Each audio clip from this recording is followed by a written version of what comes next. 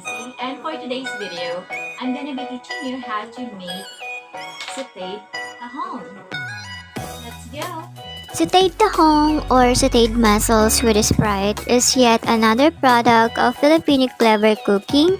This recipe comes with the fewest ingredients possible to make a seafood soup delicacy with the sautéed fresh mussels and rich seasoning braised in lemon soda or Sprite. You can enjoy an affordable and easy-made bowl of Sautéed Tahong. Before cooking the mussels, make sure to pull off its beard.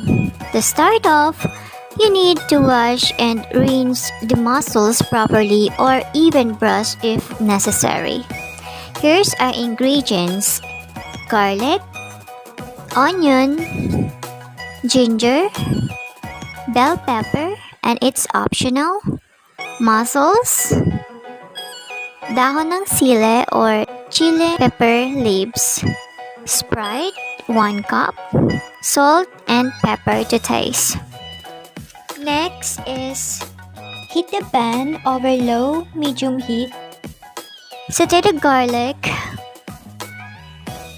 onion, ginger, and bell pepper.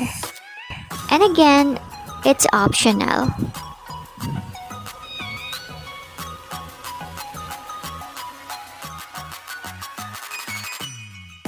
Once the seasoning get aromatic, carefully add the mussels in the pan. Stir fry the mussels in the pan for a minute.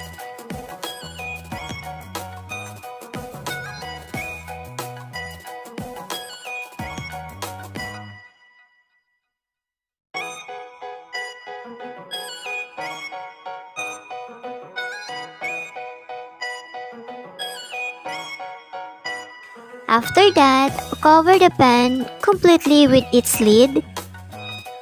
Let it simmer for at least 3 minutes.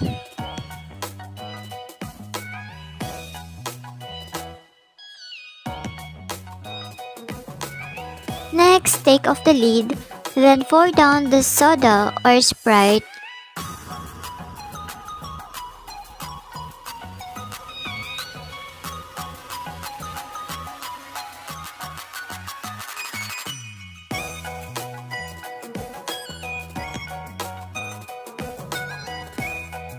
Season with salt and pepper, with enough amount based on your preferences. Stir the mussels continuously to properly cook all sides and cover again with the pan lids for about 9 minutes.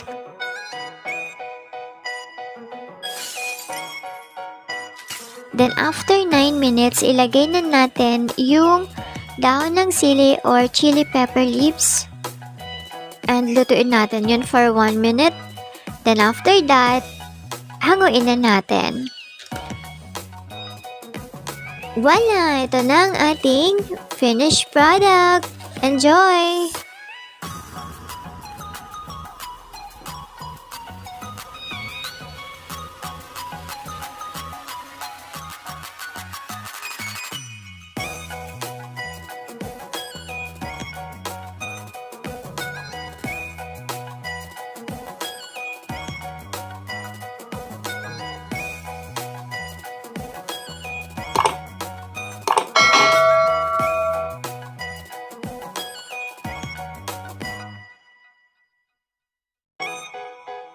Na nagustuhan yung ating video, and please don't forget to like and subscribe, and also guys, huwag niyong kalimutan i-hit yung notification bell para ma-notify kayo sa mga